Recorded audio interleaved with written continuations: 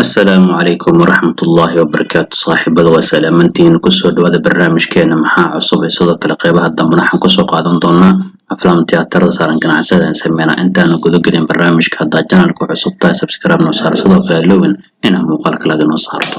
marka hore waxaan ku bilaabi doonaa saaxiibada Salluubay ama Salmaan Qana filimkiisa magaca ayuu ka bedelay sidoo kale magac cusub ayaa loo bixiyay sidoo kale filimkan marxalado kala gedisan uu soo maray marka hore filimkan waxaa la oran jiray Kabiidka Bidibale waa laga bedelay waxa loo baxshay Bayjaan haddana waa laga bedelay saaxiibada magaca hadda loo diiwaangeliyay sidoo officialka lagu dhawaaqay waa Kisi Kabiya Kisi Kejaan ayaa loo baxshay saada Salmaan Qana mushaac ka qaado ogaada filimkan wuxuu la imaan doonaa Salluubay dhamaadka sanadkan December 2022 ayaa la daawan doonaa xilli Salmaan Qana dhalashadiisa oo dabaaldegay sidoo kale filimkan waxaa ku jira ninka lagu magacaabo Venkatesh sidoo kale Pooja Hegde filimkan actress kooda ka tahay sida daraaddeed filimka magaca waa laga bedelay sida hadda shaaca laga qaaday ciwaanada kale aan soo qaadan karno waxaa ka mid ah birtooda waxaa goosgoos laga soo bandhigi doonaa filimka lagu magacaabo Goodbye hogaamiye ka yahay Amitabh Bachchan ama Cala Dheer sidoo kale waxaa kula jirta gabadha lagu magacaabo Rashmika Mandanna oo gabadhiisa filimkan ku matali doonta sidoo kale Neena Gupta filimkan door ay ku leedahay sida daraaddeed filimkan 6 September oo birtooda ku beegan tahay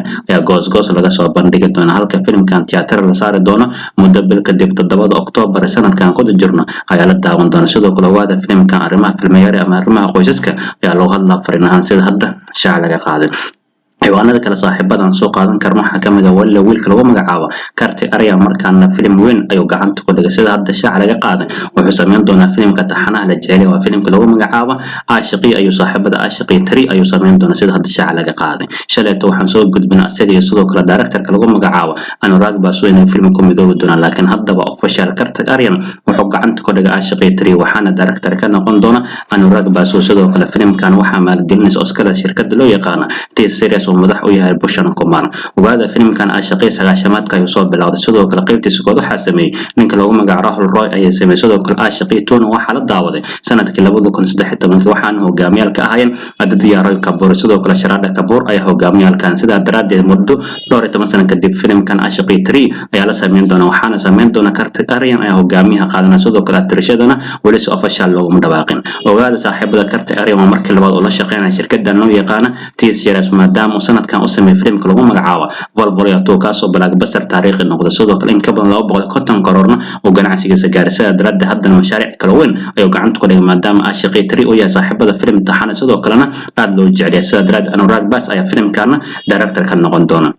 markaan fiirno wiilkan lagu magacaabo Karti Arya mashaariic kala gacanta ku haysta saaxiibada ninkan wuxuu gacanta ku haystaa filimka lagu magacaabo Shahzada ogaada filimkan waa dub sameyn waana filimka Allu Arjun ku xarakay waa filimka lagu magacaabo Alaaf Kuntar Balmo ayaa laga soo qaatay sidoo kale ninkan wuxuu doos ku daa filimka lagu magacaabo Farida sidoo kale intaas kuma ekay filim lagu magacaabo Captain India ayuu doos ku daa sidoo kale asaga iyo Kiara Advani waxay isla sameynaa filimka lagu magacaabo Satya Premki ka tahay oo sameynaa Sajid Nudwala sida daraaddeed wiilkan gacamihiisa ama mashaariic kala gedisan farqaha ayuu ku haystaa sidoo kale ninka lagu magacaabo birqaana filim wili aan magac laga shaac laga qaadin ay u sameyn doona haddana Aashiqi 3 ayuu gacanta ka dhigay sida daraaddeed wiilkan saaxiibada bandar ay joofa sidoo kale cirka sare ayuu ka socdaa maadaama filimkiisa Volvolyato uu blockbuster taariikh u noqday ma OTT haddaan soo qaadana saaxiibada jamcada Kaaben ugu soo hayso waxa OTT lagu soo fasixi doonaa filimka weyn aan wada suganaa filimka lagu magacaabo Egvilan Ratan hogaamiyalka ayaa ninka lagu magacaabo John Abraham ay ku xifaaltameen waa jalaaga lagu magacaabo Arjun Kapoor sidoo kale waxay kala jireen gabdhaha kale Disha Patani Tara Sutaria ogaada filimka Egvilan Ratan saaxiibada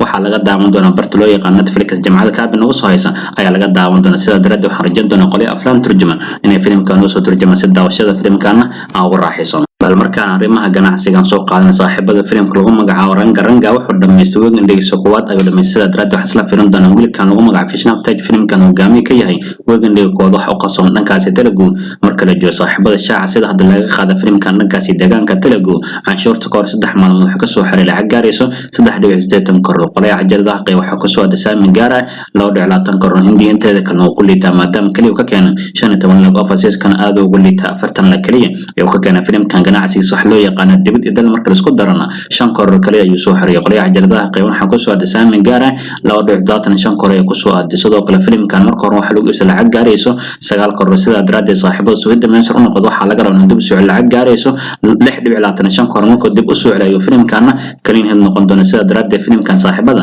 waa ku gudbay sidoo kale dadka ayaa qaad sida daraaddeed wiilkan Vishnu Tejna culayska ayaa ku sii badnaanay bal markaan isla fiirino filimka weyn lagu magacaabo Fikram oo hogaamiye ka yahay waa filimka lagu magacaabo Cobra Jian Fikram ayaa filimkan hogaamiye sida daraaddeed filimkan shan maalmood ganacsigiisa guud halkuu marayaan isla fiirinayna saaxiibada qiimaha badan filimkan dhankaas iyo deegaanka laga leeyahay Tamilka ayuu aad ugu wanaagsan maadaama filimkan dhankaas Tamil Nadu shan maalmood ka soo xaray lacag gaaraysa 9 karo sidoo kale Telugu wuxuu ka keenay lacag gaarayso 625 karo Karnataka wuxuu ka keenay lacag gaaraysa 385 karo Kerala filimkan wuxuu ka keenay lacag gaaraysa 265 karo sidoo kale Hindi inteeda kale wuxuu ka keenay lacag gaarayso 130 karo overseas kam suuqyada caalamka oo ku wanaagsan maadaama 5 karo bar uu ka soo xaray filimkan saaxiibada shan maalmood ganacsigiisa waxa loo yaqaan dibadda dal marka la isku daro wuxuu soo xaray 48 karo bar ay soo xaray qoriga cajaradaha qeyb waxa ku soo disaami gaaray 25 karo bar sida daraaddeed filimkan ganacsigan kuma filna maadaama lacag u dhaxaysa 60 karo ilaa 90 karo saaxiibada lagu iibsado sida daraaddeed fara kama qodna filimkan sheekadiisana waa la waqtigiisan aad u dheer sida daraaddeed Jian Fikram saaxiibada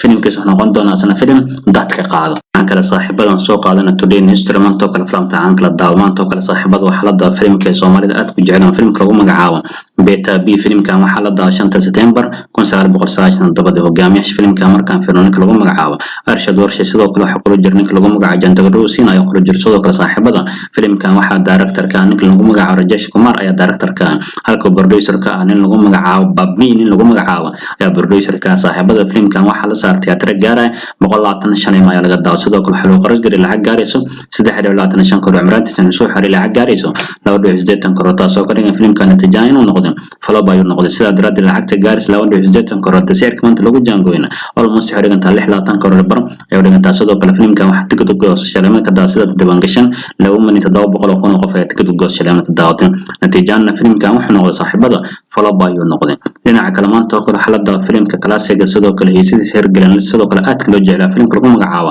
Kojna ka oo filimkan waxa la daa 5 September 2003 hogaamiyaha filimkan waa lamaanayaasha hadda nolosha dhabta ka dhaxayso gabadha lagu magacaabo Sharaay Ray sidoo kale saygeeda Bishaga Bajan sidoo kale waxa kula jirnay lagu magacaabo Arbas Khan sidoo kale filimkan waxa director-ka lagu magacaabo Rohan sidoo kale waxa producer-ka Ramesh Shibbi ayaa producer-ka